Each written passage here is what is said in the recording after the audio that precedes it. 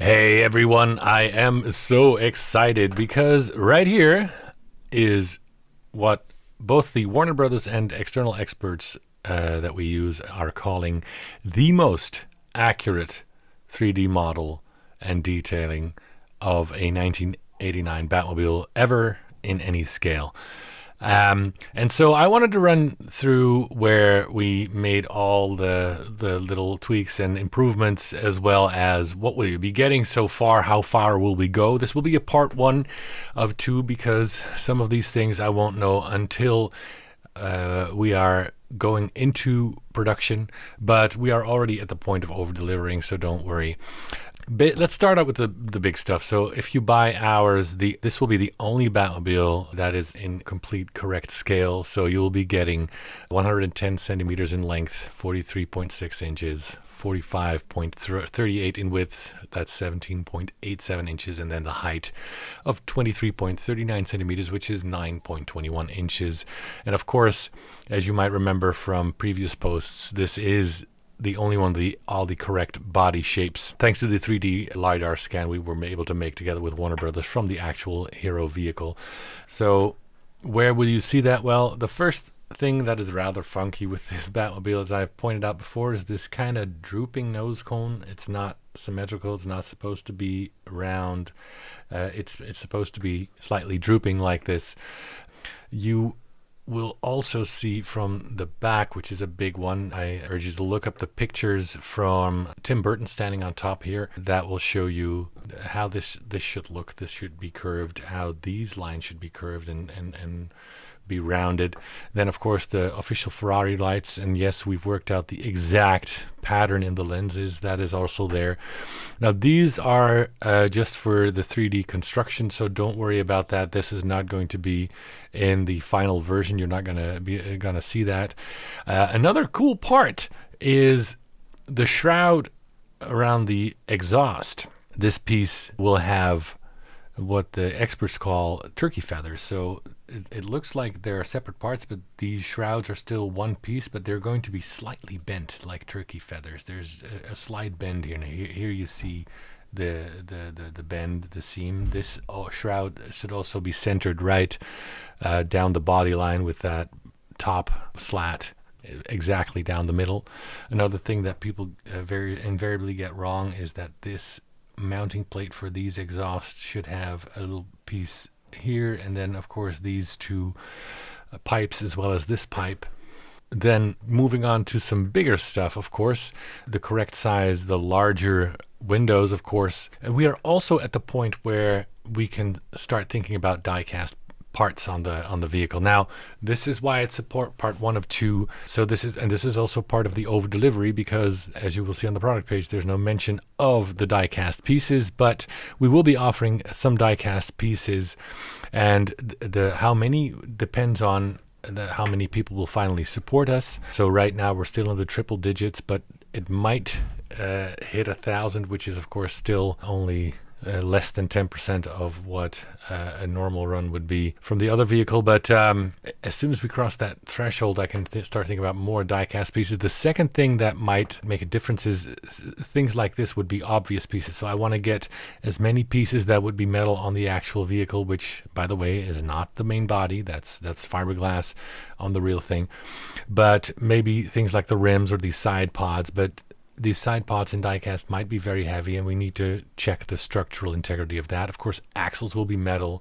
Like I said, we're trying to look at the rims. Maybe this exhaust shroud could be a good candidate. The grappling hook and the chain here, the bat discs might also be a good candidate for diecast, but we are going to test that out as soon as we have moved from the prototyping into the production.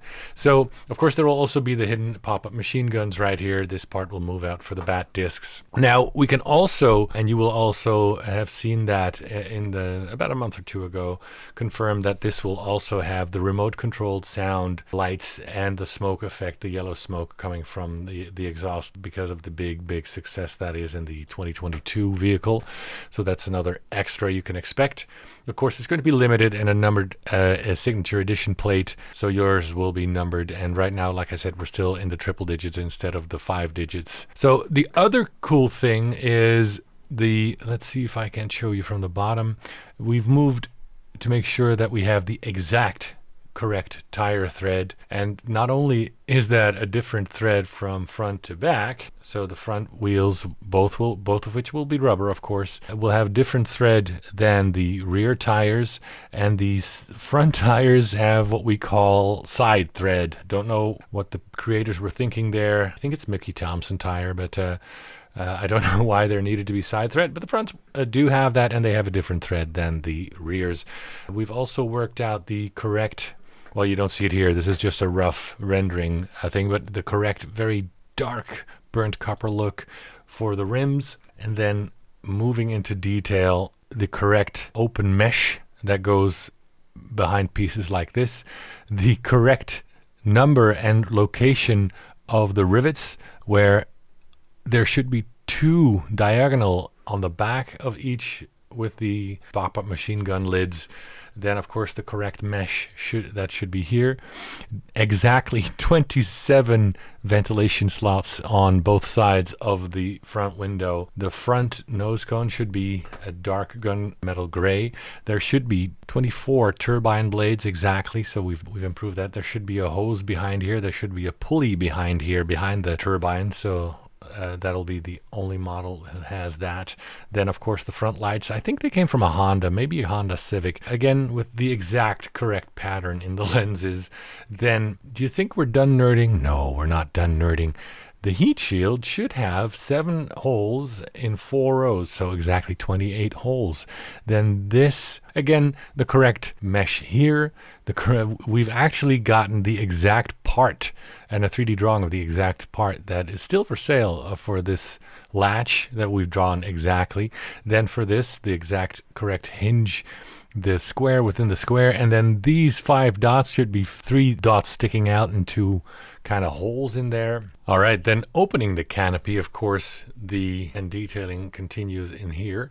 So again, this wasn't in the standard description, but we can confirm now that these will be leather seats with a silicone layer like we did for the 1966. That way you have the leather seats, but it will not flake or disintegrate.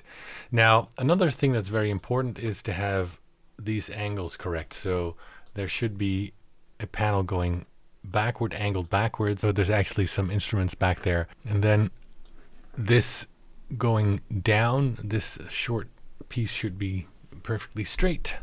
Then again, this piece right here, either of these came out of a Phantom F4 jet, I've been told. And then, of course, the correct interior with the screen, so many different buttons and units and layouts, again, coming from all over the place. So again, looking at some things on the outside, you need the exact correct bat logo. This is also a shape that's been wrong many times. Another thing that's usually wrong is how it's extruded. It should be extruded in that bat shape from front to back instead of the halfway. So that's something that's been fixed. Of course, the exact correct 28 bolt pattern. All right, another important thing to note here is the shape of this. I'm calling it the rear turtle piece that needs to be exactly flush to the exhaust. Moving to these little parts here, this is the correct pyramid type pattern of the silicone inlays that should be there. So I want to draw your attention to a couple things on the side pod. Again, this is a rough rendering. Actually, it's not even a rendering. I'm in the design mode here, but so it's very hard to get a lot of these things correct. Correct chain, correct shape of the manifolds, are often done wrong. Small detail, but it matters. The Teddington valve should be 3 different parts. So it looks like there's 4 with the center line, but believe me, it is 3. I've learned so much about these vehicles studying them. I want to do a special shout out to Andrea Sercha and William Babington. They helped me in this final stretch a lot. But there's still a lot of detail that's important. So what you look for? So with these side pods, I already mentioned the holes in the heat shield, the Teddington valve that should be of 3 parts. Other things that other models always get wrong is they use the same one on both sides. So this is the driver side version where this tube pipe goes straight into the side, and then there's these two, these hoses with some kind of mesh material. We're still working on sourcing the correct mesh material, but on the passenger side, those mesh hoses shouldn't even be there, and then this pipe should go up. So again, it's all these details to make sure that you get exactly what you should be getting. So again, what should you be looking for? Well, let's look at the general shape again. I've closed the canopy. These should not be too sharp and move too far inward. Then these wings, they should move out a little bit, as you can see, not go straight back. The roof should move to a point. It shouldn't be too round here, and then the windows should be quite significant, quite large. That's a thing that's usually wrong. The windows are too small, and the canopy sits too low. Then looking at it from the side, this usually here, there's too deep of a curve.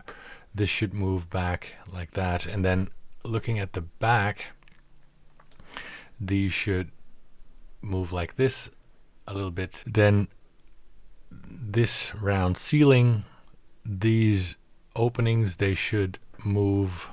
They should be smaller here than here. Again, there should be the correct mesh behind that. Meshes behind things are often overlooked a lot. So again, here should be mesh. Here should be mesh. Here, and then behind these openings here as well, there should be a mesh. Then, of course, the paint will look different. This is a high gloss paint, and we've worked out the correct black satin pearl paint that we're going to need, so that's also something that you can expect in the prototype. So we're finally ready to move to the next phase, and we hope to be giving you some more very good news, some more exciting stuff. For the final parts, again, the extras I mentioned, like the pulley and the hose behind here, that's just crazy detail that I get a kick out of, but that's not exactly necessary, of course, but well, it is if you want the most accurate representation. It should flow. It shouldn't be too square of a car, too squat of a car, which is usually what you see. It should have quite a long nose. So yeah, this is where we're at. Keep supporting us, spread the word, and we will see how much more extras we can give you guys and girls. And thank you so much for your support. I'm overwhelmed. We are ahead of where we were with the 1966, which was previously our biggest seller and most popular model. So thank you for the vote of confidence, and I think you will not be disappointed. Until next time.